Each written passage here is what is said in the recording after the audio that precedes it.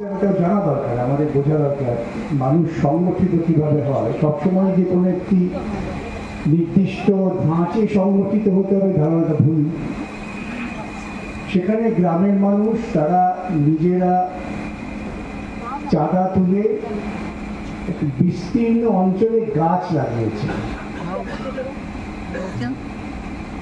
তাদের যিনি প্রধান উদ্যোক্তা তাকে আমরা প্রায়শই আলোচনায় বলতাম যে পরিবেশ রক্ষাটা কিন্তু তৃতীয় বিশ্বযুদ্ধের একটা প্রারম্ভিক কাজ।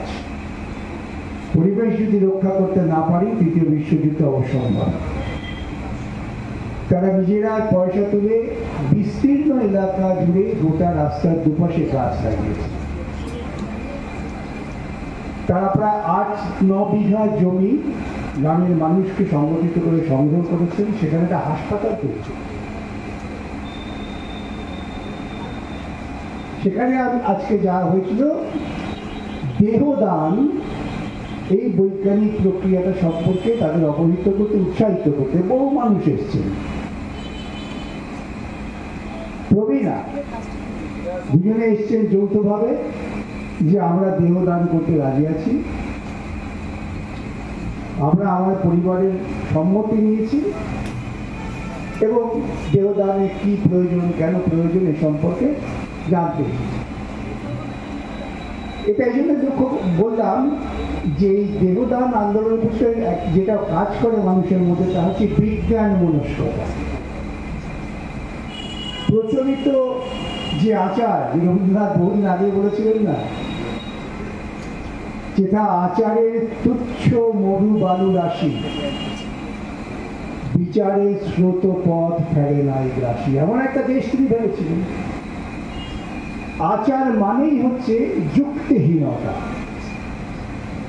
আপনি অনেকে জিজ্ঞাসা করবেন, আমি অনেক তরুণদের জিজ্ঞাসা করি, হাতে যখন আংটি দেখি, লাল সুতো বাঁধা দেখি, যখন আমার কাছে আসে বলে এটা কি,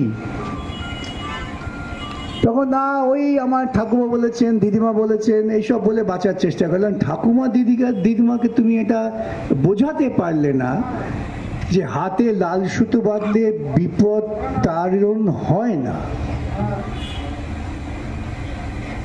আংটি এমন একটা সভা আজ থেকে প্রায় 15 বছর আগে, এই অল্টারনেটিভ মেডিসিন বলে কিছু সংস্থা ছিল, তাদের হয়ে আমি মামলা করতাম, সেই জন্য তারা আমাকে ডেকেছিল, কিন্তু বিপদে পড়ে গেছিল আমাকে ডেকে। সেখানে এই ভিন্ন মতের চিকিৎসা, মানে বিজ্ঞান চিকিৎসা, বৈজ্ঞানিক চিকিৎসা, তার বাইরেও আছে। আজকাল থেকে অনেক প্রচার টোচারও হয়, তার মধ্যে চলে এলো জ্যোতিষী চিকিৎসা, হাতে আংটি ইত্যাদি ইত্যাদি। তা আমি যখন সভা করে আমার ভাষণ দিয়ে নেমে আসছি, তখন একজন গেরুয়াধারী, নাম করা, আমি নাম উল্লেখ করব না কারণ তাহলে তিনি আজকে সামাজিকভাবে ধিকৃত হয়ে যাবেন, তা আমি চাই না। তিনি এসে বলছেন আমি অমুক। আরে বাবা, আমি তো রোজ আপনার নামে এদিকে সেদিকে বিজ্ঞাপন দেখি, খবর কাগজে দেখি, কি করতে পারি বলুন? বলছেন আমার ছেলের একটা চাকরি জোগাড় করে দিতে পারেন। সে কি? বিজ্ঞাপনে তো দেখি আপনি নাকি চাকরি থেকে শুরু করে সন্তান উৎপাদনের ব্যবস্থা করে দিতে পারেন, এইসব বিজ্ঞাপন দেন। তো এটা আমাকে আগে বললেন না, আমি তাহলে সবাই আলোচনা করতাম। ভদ্রলোক আমাকে দুহাত ধরে বললেন যে আপনার কাছে আমার ব্যক্তিগত অনুরোধ, আপনি এটা নিয়ে বলবেন না। আমি বলিনি কোথাও। আসল হচ্ছে মানুষের মধ্যে যুক্তিবোধ এবং বিজ্ঞান চেতনাটা হচ্ছে অত্যন্ত প্রারম্ভিক গুরুত্বপূর্ণ জিনিস। ধরুন জার্মানি, তারা কিন্তু শিক্ষা দীক্ষা, অর্থনীতি, দর্শন নীতিতে খুব এগিয়ে ছিল। ইউরোপের অগ্রগণ্য একটি দেশ ছিল জার্মান, যারা শিক্ষা দীক্ষায় অনেক বেশি এগিয়ে ছিল। সে দেশে হিটলারের জন্ম হলো কি করে, এ নিয়ে বহু গবেষণা হয়েছে।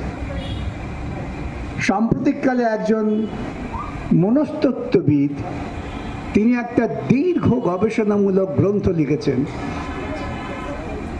সেই গ্রন্থের নাম হচ্ছে সাইকোলজি অফ ফ্যাসিজম। তিনি বলছেন যে তিনি উৎসাহিত হয়েছেন গবেষণা করার জন্য, তার কারণ যে জার্মানির মতো একটা উন্নত শিক্ষায় অগ্রগণ্য দেশে কি করে ফ্যাসিবাদ জন্ম নেয়। তিনি গবেষণা করে দেখাচ্ছেন মৌলিকভাবে চিন্তা চেতনার ক্ষেত্রে অবিজ্ঞান বহু ক্ষেত্রেই কাজ করেছে। এখন আমাদের সর্বক্ষেত্রেই আমরা যখন সংগঠিত হই বা হওয়া উচিত, কেন কেউ কিন্তু একা পৃথিবীতে আসেনি আর কেউ একাও যায় না। অনেক তত্ত্ব বলা হয়, দেখবেন যে এসেছি একা যাব একা। ওরে ভাই, তুই একা এলি কোত্থেকে? জন্মের বৃত্তান্তটা কি, সূত্রপাতটা কি? আমি একথা বলি যারা ধর্মীয় জেহাদ তোলেন, ওরে ভাই, মানব জন্মের মুহূর্তে শ্রীরামও কেউ বলে না, আল্লাহ আকবরও বলে না। মানব জন্মের যে বৈজ্ঞানিক প্রাকৃতিক প্রক্রিয়া, সেই প্রক্রিয়াটা মানুষের ভালোবাসা, আবেগ, তার নিবিড় প্রকাশের একটা মাত্র ধাপ। অতএব সৃষ্টির মূলে রয়েছে কিন্তু আনন্দ, সুখানুভূতি, এবং যে সুখানুভূতি তৈরি হয় ভালোবাসা থেকে। সুতরাং তুমি একা জন্মাওনি, তারপর যখন তুমি ভূমিষ্ঠ হলে তখন তোমার সুস্থতা, তোমার বিকাশের জন্য পাড়া পরিজন প্রতিবেশী সবাই ঝাঁপিয়ে পড়ে। আমি এমন কোনো নির্দয় মানুষ দেখিনি যে একটা শিশু ক্রন্দনরত থাকলে তার কাছে গিয়ে তাকে সান্ত্বনা দেন না, এমন কোনো মানুষ আমি দেখিনি। তাহলে একটা মানব শিশু তার জন্ম থেকে বৃদ্ধি এবং মৃত্যু পর্যন্ত একটা ধারাবাহিক সার্বিক সামাজিক প্রক্রিয়া কাজ করে, এটা আমাদের আগে বুঝতে হবে। যদি এটা আমরা বুঝি তাহলে কিন্তু অনেক অসুবিধে হয়ে যায়। সেই জন্যই শেখানো হতো চাচা আপন প্রাণ বাঁচা।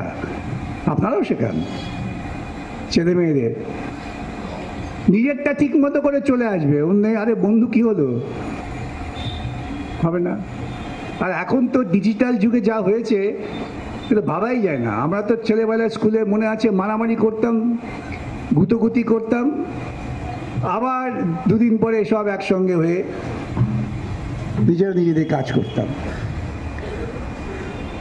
এই যে সামাজিক প্রক্রিয়াটা ছিল, সেই প্রক্রিয়া কিন্তু প্রকৃতপক্ষে প্রতিক্রিয়ার শিবির, অর্থাৎ যারা শাসন করছেন ঘটনাক্রমে তারা তাদের ক্ষমতাটাকে দখলদারিত্বে পরিণত করেছেন এবং সেটা টিকিয়ে রাখতে চান। ধরুন এই যে জমিদার বোঝাও, জমিদার প্রথাটা এলো কোত্থেকে?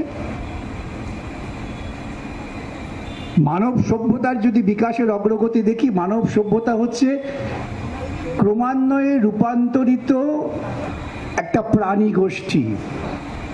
মানুষ হচ্ছে যুক্তিবাদী প্রাণী, রেশনাল অ্যানিমাল। মূলত আমরা সবাই অ্যানিমাল।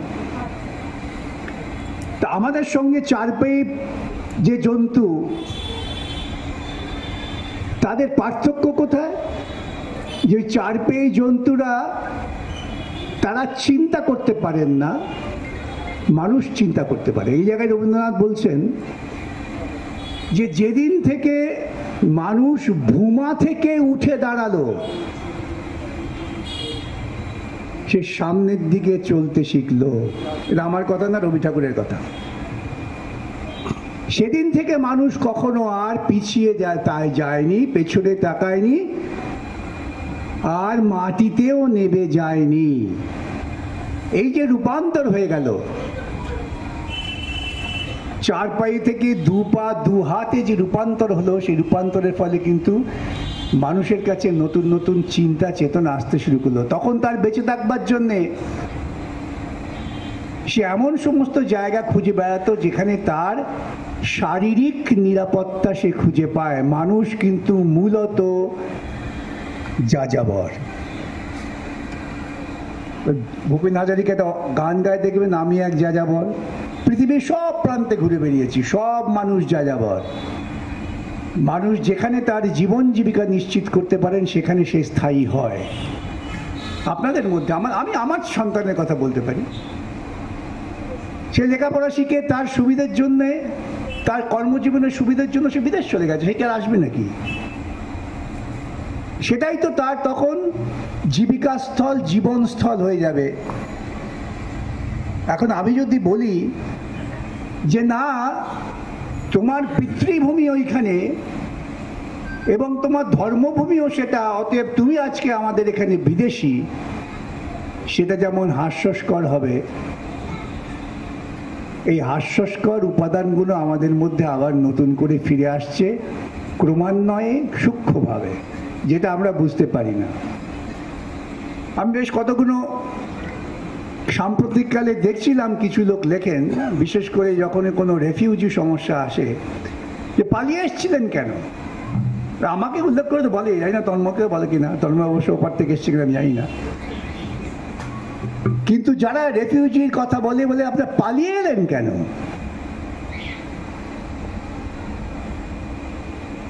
আমি তাদের বলতে চাই, তা আপনারা বোঝা উচিত, আপনারা বলবেন যে পালিয়ে কেন এলাম এটা বুঝতে গেলে পুঁজিবাদটা কি বুঝতে হবে, পালাতে কেন বাধ্য হলাম এটা বুঝতে গেলে সাম্রাজ্যবাদ কি বুঝতে হবে। অত কিছু যদি বুঝতে না হয় তাহলে এটা বোঝো, ডোলান মাই ফ্রেন্ড, ইসকি বার ডোনাল্ড সরকার আর হাউডি মোদি, আমরা একে অপরের ভয়ানক বন্ধু।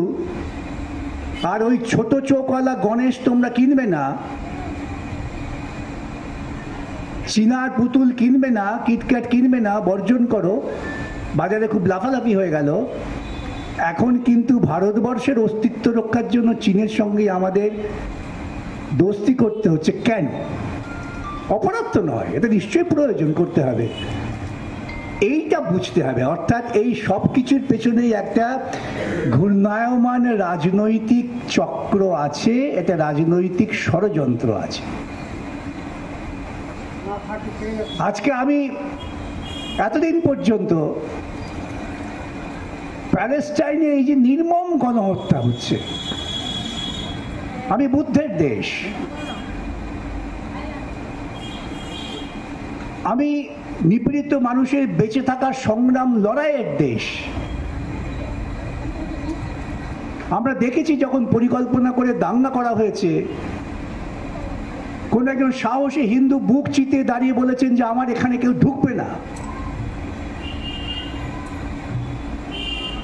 আমার এখানে আশ্রিত মানুষ, কোনো ধর্ম আমি দেখি না।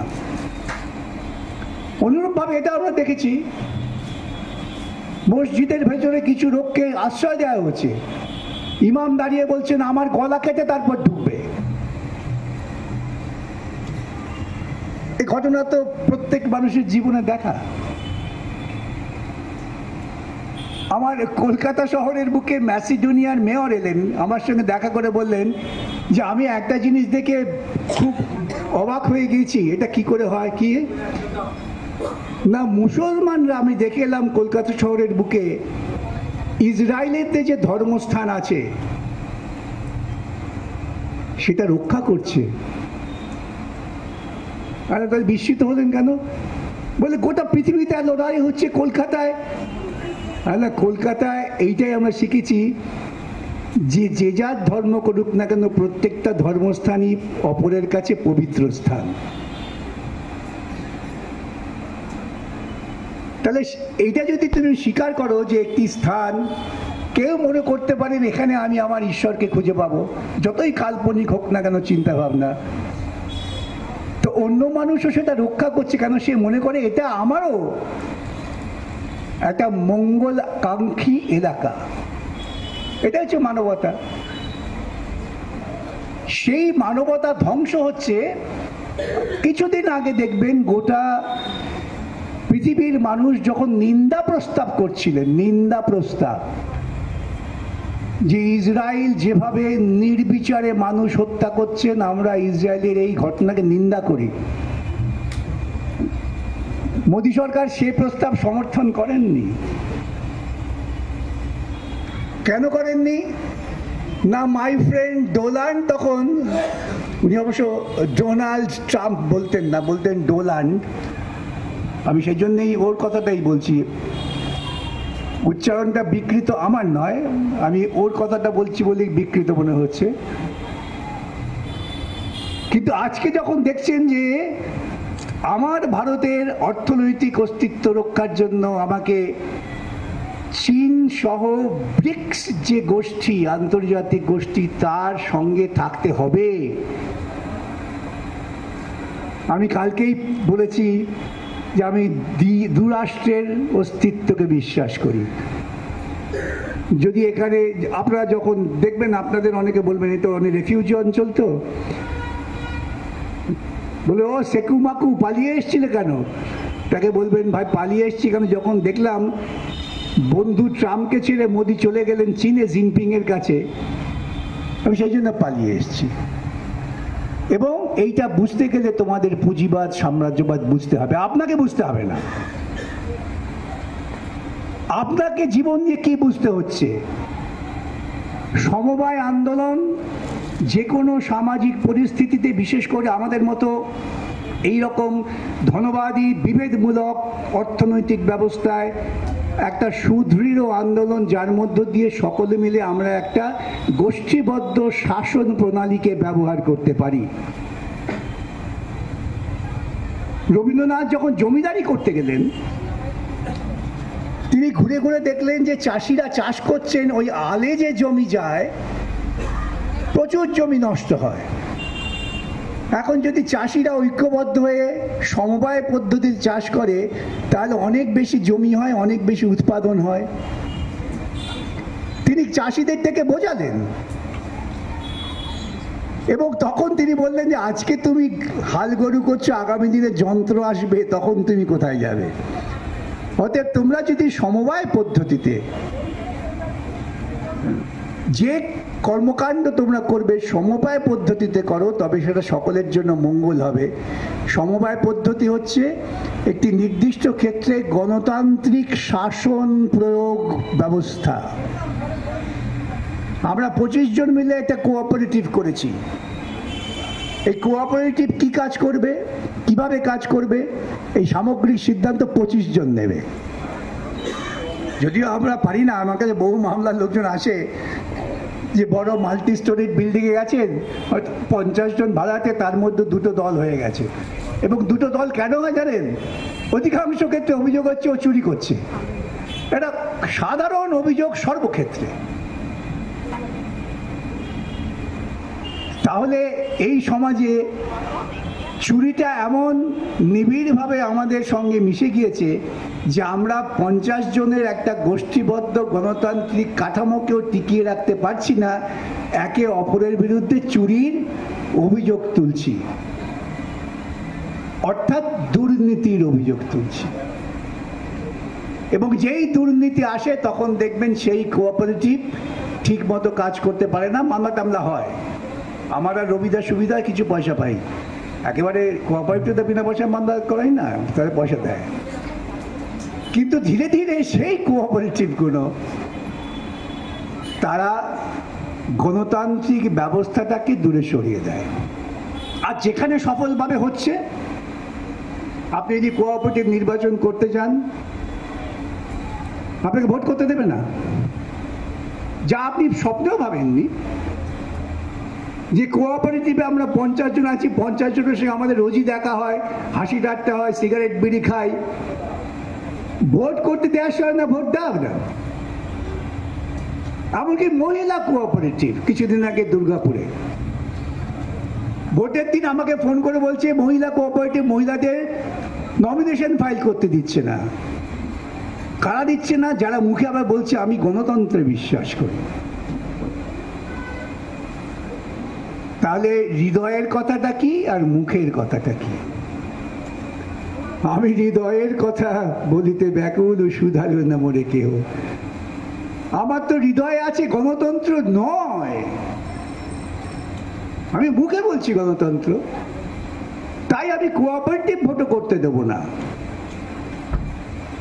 দুর্ভাগ্য হচ্ছে এই কোঅপারেটিভের মধ্যে শিক্ষিত অভিজ্ঞ মানুষ তারাও কিন্তু সেই দুর্নীতির অংশী হয়ে গেলেন। আমি যদি ভোট করতে না দিয়ে দিই, একটা খুব বড় দুর্নীতি। ভোট করতে না দেওয়া মানে হচ্ছে আপনার স্বাধীন মতামতটাকে প্রকাশ করতে না দেওয়া। জন্মে থেকেই আমরা বাচ্চাদের জুজুর ভয় দেখাই। মনোবিজ্ঞানীরা বলেন, আমরা বলি ভয় কখনো বাচ্চাকে দেখাবে না। সে যা করতে চায় করতে করতে সে নিজে অভিজ্ঞতায় শিখবে। তুমি যদি ভয় দেখাও তবে তার চিন্তার বৃদ্ধি হবে না। তোমার কাজ হচ্ছে তাকে পরিধি টেনে দেওয়া, দূর থেকে দেখা, যেন সে নিজেকে আহত না করে। তাহলে আমরা যারা গণতান্ত্রিক প্রক্রিয়ায় বিশ্বাস করি তাদের প্রাথমিক কাজ হচ্ছে গণতান্ত্রিক মতামতটাকে স্বাধীনভাবে প্রকাশ করা। তোমার সঙ্গে আমার একমত নাই হতে পারে, এবং না হওয়াটাই তো স্বাভাবিক। দুটো মানুষ যখন ভিন্ন মত দেয় তখন তৃতীয় মতের তৈরি হয়। সে তৃতীয় মতটা হয়তো ওই দুটো মানুষ কখনো ভাবেননি, নতুন পথ। এটাকেই বিজ্ঞান বলে ডায়নামিজম। তা আমরা তো এক জায়গায় স্থাণু থাকতে চাই না। চিন্তা জগতের কথা বলছি আমি, স্থাণু থাকতে চাই না। আমরা তো এগিয়ে যেতে চাই। এগিয়ে যায় বলেই তো আজকের মানব সভ্যতা এত বিকাশ হয়েছে। আমি কিছুদিন আগে একটি সভায় বলছিলাম, সবাই বলে এই আমরা পিছিয়ে যাচ্ছি তার কারণ আমাদের গণতন্ত্র আছে। চীন এগিয়ে যাচ্ছে কেন? চীনে গণতন্ত্র নেই। তাই বলতে ভাই, চীনে তো সবচেয়ে বেশি গণতন্ত্র আছে। হ্যাঁ, কি বলছেন? না, হ্যাঁ, চীনের কলেজের ছেলেগুলো এআই তৈরি করেছে, যে এআই আমেরিকার চ্যাট জিপিটিকে ঘুম পাড়িয়ে দিয়েছে। কি করে করলো? তার যদি স্বাধীন মত প্রকাশের জায়গা না থাকতো, সে স্বাধীনভাবে গবেষণা করবে এই পরিস্থিতি না থাকতো, সে এআই করতে পারতো? ওইটাই তো গণতন্ত্র। গণতন্ত্র মানে কি এই যে 5 বছর পর পর আমি ভোট ঘোষণা করব, তুমি ভোট দিতে গিয়ে ভোট দিতে পারবে না, এবং বলবো আমি বৃহত্তর গণতন্ত্রে আছি। আরে সেটাই তো বৃহত্তর গণতন্ত্র, যেখানে ছাত্ররা তাদের স্বাধীন মত কার্যকর করছে। এর থেকে বড় গণতন্ত্র কি হতে পারে বলুন তো? চীনে এআই করার পর আমাদের এক মন্ত্রী দুঃখ করে বলছেন, আমাদের দেশের ছেলেরা তারা শুধু ওই খাবারের অ্যাপ তৈরি করছে। তাহলে কেন করবে না? তুমি সরকার থেকে যদি তাকে ও ঠিক মতো অনুদান না দাও, চীনের যে ছেলেটি এআই করেছে তার সব দায়িত্ব সরকার নিয়েছে, তাই সে নির্বিঘ্নে গবেষণা করতে পেরেছে। আর তুমি বলবে না না আমি স্টাইপেন্ড বন্ধ করে দেবো। কেন স্টাইপেন্ড বন্ধ করবো না? স্টাইপেন্ড দেওয়াতে ওই ঐশী ঘোষ, দীপশিখা চৌধুরী, কানাইয়া কুমারের মতো নিম্ন মধ্যবিত্ত ঘরের ছেলেমেয়েরা তারা পিএইচডি করে ফেলছে। তাহলে আমার ঘরের ছেলেদের পিএইচডি আর কৌলিন্য থাকবে কি? তাই স্টাইপেন্ড দেবো না। আমি নতুন শিক্ষানীতি করছো, যে শিক্ষানীতি বক্তব্য হচ্ছে সরকার কেন শিক্ষার দায় নেবে? আর আমার রাজ্য তো কয়েক ধাপ এগিয়ে। আমার রাজ্যে একটা সময় একটা সরকার ছিল, তার বিরুদ্ধে আমাদের 1 লক্ষ অভিযোগ থাকতে পারে। সে অভিযোগটা হচ্ছে উচ্চাকাঙ্ক্ষার অভিযোগ, না পাওয়ার অভিযোগ। তারা তো একটা শিক্ষা পরিকাঠামো তৈরি করে দিয়েছিল, যেখানে আমার প্রান্তিক ঘরের ছেলেমেয়েরা আসছিল, পড়াশোনা করছিল। এবং লক্ষ্য করে দেখবেন বামফ্রন্ট আমলে শিক্ষার প্রসারের ফলে কি দেখা গেল? মাধ্যমিক পরীক্ষা, উচ্চ মাধ্যমিক পরীক্ষা ফার্স্ট, সেকেন্ড, থার্ডের যে লিস্ট বেরোচ্ছে, তাতে কলকাতার জায়গা প্রায় নেই, সব জেলার জায়গা আসছে। আরে যে ছেলেটাকে তুমি বলতো মেধা নেই, তার বাপ গরু চড়ায়, কিংবা তাকে তুমি বলতে যা গিয়ে মাঠে হাল চাষ, সে পরীক্ষায় বসে ফার্স্ট হয়ে যাচ্ছে। তার কারণ সে তার সুযোগটা পেয়েছে। আমিও পারি, আমাকে সুযোগ কোথায়? তুমি তো আমার অভিভাবক, রাষ্ট্র পরিচালনার দায়িত্ব তোমাকে দেওয়া আছে, তুমি রাষ্ট্রের অভিভাবক।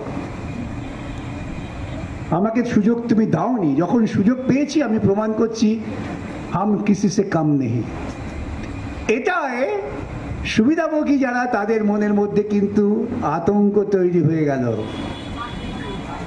এই আতঙ্কের পরিণতি কি? অবিলম্বে এই জনশিক্ষার পদ্ধতিকে বাতিল করো। বাতিল করতে গেলে কি করতে হবে? বড় বড় রংচকে বাড়ি করো, সাজগোজ করো, বিজ্ঞাপন করো, লোকে দাঁড়িয়ে যাবে। আমি যে চিন্তা করব, সেই চিন্তার মশলাটা আসছে কোত্থেকে? মশলা আসছে কিন্তু সমাজ থেকে, এবং সেটাকে বহন করে নিয়ে যায় প্রচার মাধ্যম। তাই প্রচার মাধ্যমটাকে আমি কন্ট্রোল করে নিলাম। আপনারা কি জানেন? অনেকেই জানেন না বোধহয়, যে ভারতবর্ষের শতকরা 90% যে মিডিয়া, প্রিন্ট মিডিয়া বলুন, ইলেকট্রনিক মিডিয়া বলুন, তার নিয়ন্ত্রণ করছে দুটি পরিবার, আদানি এবং আম্বানি। আমার কোনো আপত্তি নেই, তারা নিয়ন্ত্রণ করার জন্য তারা পয়সা খরচা করছেন, কিন্তু তারা কি গণতন্ত্রকে কায়েম রাখার জন্য পয়সা খরচা করছেন? তারা পয়সা খরচা করছেন তাদের নিজস্ব স্বার্থকে কার্যকর করার জন্য। অর্থাৎ তারা যে পরিমাণ শোষণ করছেন, আজকে ভারতবর্ষের সম্পদের খুব সাম্প্রতিক যে হিসেব বেরিয়েছে ফোর্বস পত্রিকায়, ভারতবর্ষের সম্পদের 70% নিয়ন্ত্রণ করছে প্রকৃতপক্ষে দুটি পরিবার। আজ থেকে 5 বছর আগেও ছিল 10টি পরিবার, এখন বলা হচ্ছে না, দুটি পরিবার। এবং আপনারা অনেকেই শুনেছেন, আমি গাড়িতে থাকতে থাকতে FM চালাই, তো একটি FM-এ দেখলাম আদানি খুব বিজ্ঞাপন দিচ্ছে যে আমরা সমস্ত মানুষের মধ্যে বিদ্যুৎ আলো পৌঁছে দিয়ে ঝলমল করে দিয়েছি। আদানি ওদের ওই গ্রিন ইলেকট্রিসিটি আমরা করে দিয়েছি। আমরা কি শুধুমাত্র ব্যবসায় যুক্ত আছি? আমরা অমুক গ্রামে কিছু ছেলেকে আমরা অনুদান দিচ্ছি, তমুক গ্রামে আমরা তাদের খানিকটা সেচ করে দিয়েছি। এই বিজ্ঞাপন করার জন্য যত কোটি টাকা খরচা করছেন, সেই টাকাটা যদি যথার্থই তারা খরচা করতেন দরিদ্র মানুষের উন্নতির জন্য, বিজ্ঞাপন করার দরকার হতো, সেই দরিদ্র মানুষ প্রচার করত। তাহলে তারা প্রচার যন্ত্রকে সম্পূর্ণ নিয়ন্ত্রিত করছেন আমার আপনার চিন্তাকে প্রভাবিত করবার জন্য।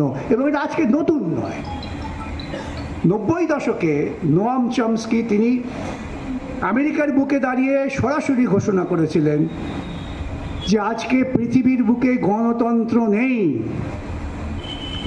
আছে মিডিয়াতন্ত্র, মিডিয়াক্রেসি। এবং তারা আপনার মতামত তৈরি করছে,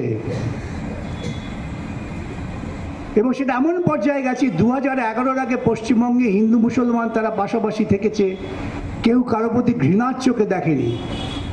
প্রতিবেশী বেশি হয়তো বিরোধ হয়েছে, তর্ক হয়েছে, কিন্তু ঘৃণার চোখে দেখেনি। আজকে অনেক তথাকথিত প্রগতিশীল মতবাদের শরিক, তারাও মনে প্রাণে এই মুসলিমগুলো চলে গেলেই বোধহয় ভালো হতো।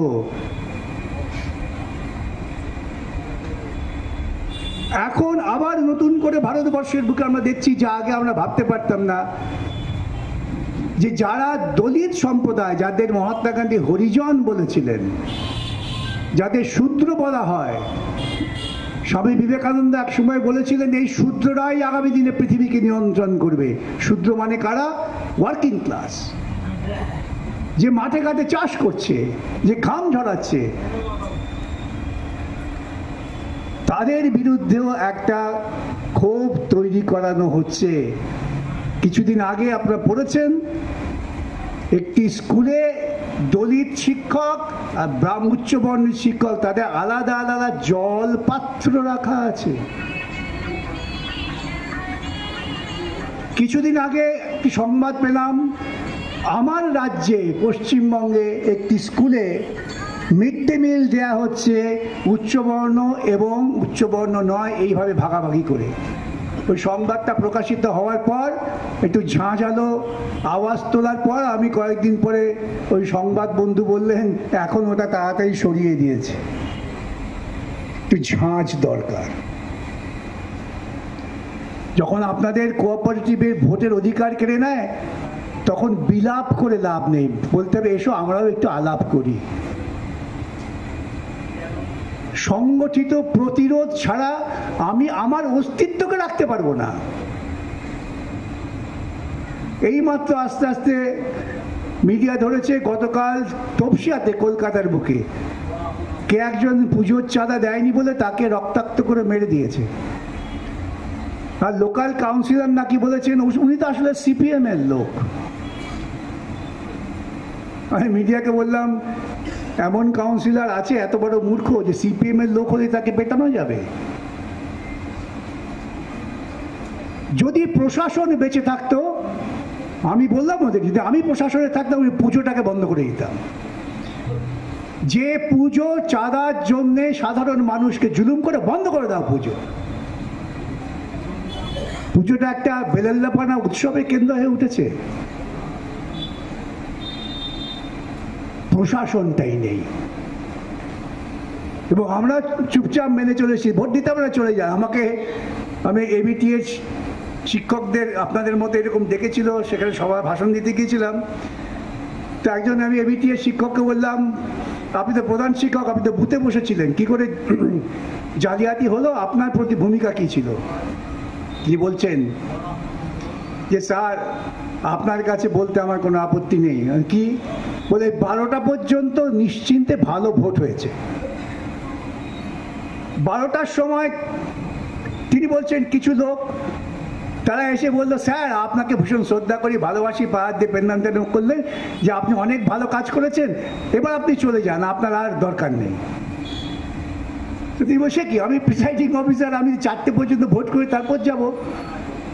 তর্ক বিতর্ক হচ্ছে। তিনি বলছেন আমি তো ছাড়বো না স্যার। পুলিশ এসে আমাকে বলছে আপনি অশান্তি সৃষ্টি করছেন। বুঝুন, যারা গুন্ডামি করতে গেল, স্যারের হাতে পেন্নাম টেন্নাম দিয়ে বললো যে আপনার মতো ভালো মানুষ হয় না স্যার, সব ঠিকঠাক আছে, পুলিশ তাদের পক্ষে দাঁড়িয়ে মাস্টারমশাইকে বলছেন যে আপনি অশান্তি করছেন কেন, আপনি অশান্তি বন্ধ করুন,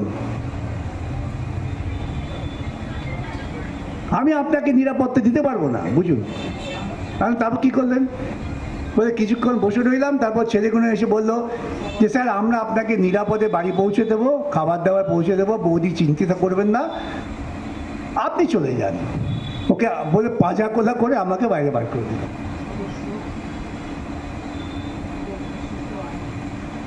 টালিগঞ্জে একজন বৃদ্ধ লোক এই নির্বাচনের আগের নির্বাচনে বলে আমি ভোট দিতে জানো কি করলো, বলে আরে স্যার আপনি এসেছেন। 2-4 জন এসে ঝাঁপিয়ে পড়ে প্রধান করলো। তারপর বললো স্যার আপনার ভোটটা তো হয়ে গেছে। তার না আমি ভোট দেবো, হয়ে গেছে মানে কেন কষ্ট করবেন, আপনার ভোট হয়ে গেছে, চলুন না। বলে একটা রিক্সা থেকে আমার ঝোলকে তুলে বাড়ি পাঠিয়ে দিল। আর প্রশাসনে যারা আছেন তারা এখান থেকে কি বলেন, যারা পুলিশ কর্মচারী, স্যার আমরাও অসহায়, ওদেরও সংগঠিত হওয়ার প্রয়োজন, ওদের সংগঠিত হওয়ার সুযোগ ছিল, ওদের ইউনিয়ন, সেই ইউনিয়নটা ক্ষমতায় এসে ভেঙে দিল। মামলা হয়েছে, জিতেছে, কিন্তু জিতলে কি হবে, আমার হাতে ক্ষমতা আছে, আমার হাতে গুন্ডা আছে, আমি করব না। এইভাবে গোটা রাজ্যে একটা নৈরাজ্য তৈরি হচ্ছে। সেই নৈরাজ্যের অন্যতম শিকার আমাদের রাজ্যের সমবায় আন্দোলন। সুতরাং যারা সমবায় আন্দোলনে আছেন তারা সমবায় আন্দোলনটাকে বিচ্ছিন্নভাবে ভাববেন না। এই সমবায় আন্দোলনটাও সামগ্রিক রাজনৈতিক পরিস্থিতি এবং প্রক্রিয়ার একটি অবিচ্ছেদ্য অংশ। এই সামগ্রিক রাজনৈতিক প্রক্রিয়াকে যদি আপনি সংশোধন না করার চেষ্টা করেন তাহলে আপনি সমবায় টিকিয়ে রাখতে পারবেন না, এবং আগামী দিনে যে সম্পদ আপনি রেখেছেন তা লুণ্ঠিত হয়ে যাবে। বিভিন্ন কোঅপারেটিভ ব্যাংক থেকে যা খবর পাই, তারা যখন একদল নির্দিষ্ট লোকজনকে দেখেন তারা ভোটে ক্ষমতায় জিতেছেন বা ভোট না করে জিতেছেন, তারা বলছেন আমরা আমানত তুলে নেব। রাজশেখর বসুর আমরা পড়েছিলাম গুড়গুড়িরাম বাটপাড়িয়া। গুড়গুড়িরাম বাটপাড়িয়া সে প্রাইভেট ব্যাংক, প্রচুর টাকা রাখতো। তো একদিন সকালবেলা যারা টাকা তুলতে যাবে গিয়ে দেখে নেই, গুড়গুড়িরাম বাটপাড়িয়া গণেশ উল্টে ব্যাংকে তালা দিয়ে পালিয়ে গেছেন। ওই যারা মেহল চমস্কি, নীরব মোদি এসব চলে গেছে। এই সব সামগ্রিক দৃষ্টিকোণ থেকে বিচার করে আপনাদের কিন্তু সংগঠিত হতে হবে। সংগঠিত হলেই আমরা বাঁচি। তা না হলে আমরা বাঁচতে পারি না। আজকে আমার পাশের দেশ চীন কোথায় চলে গেছে, কি করে এগোলো? আমি তো উদাহরণ দিলাম আপনাদের। সেখানে সরকার সামগ্রিকভাবে শিক্ষার উন্নয়নের জন্য সম্পূর্ণ দায়িত্ব নিয়েছেন এবং যারা গবেষণা করছেন তাদের সমস্ত রকম সাহায্য তারা করছেন। আর আমার রাজ্যে, আমার দেশে উল্টোটা। বিভিন্ন কেন্দ্রীয় বিশ্ববিদ্যালয়ের অধ্যাপকদের পদ শূন্য। এত যদি অধ্যাপকের পদ শূন্য থাকে কি করে বিশ্ববিদ্যালয় চলবে? তখন তারা ওই কিছু কন্ট্রাকচুয়াল নিয়ে আসেন। আর যে শিক্ষিত মানুষটা পিএইচডি কন্ট্রাকচুয়াল আসছেন তিনি সবসময় হীনমন্যতায় ভোগেন, তিনি কখনোই প্রাণ খুলে কাজ করতে পারেন না। আর ছাত্ররা মনে করবে উনি তো কন্ট্রাকচুয়াল, ওর কথা শুনে কি হবে।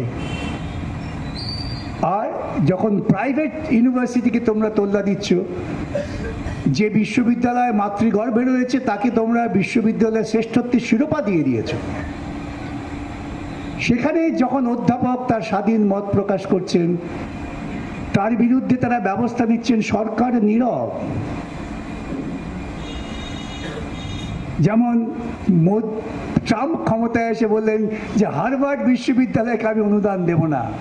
কেন? হার্ভার্ড থেকে যারা লেখাপড়া শিখে আসছে তারা ট্রাম্পের পুঁজিবাদী দর্শনকে আক্রমণ করছে, সমর্থন করছে না। আমার দেশেরও শিক্ষামন্ত্রী বলেছেন না, আমরা টাকা দিয়ে আমরা বুঝবো। এক, তাদের চিন্তা চেতনা ভাবনা এক সূত্রে গ্রথিত। তাই আমাদেরও সকলকে পাল্টা এক সূত্রে নিজেদের মালার মতো তৈরি করে ধাক্কা মারতে হবে বাঁচবার জন্য। নমস্কার।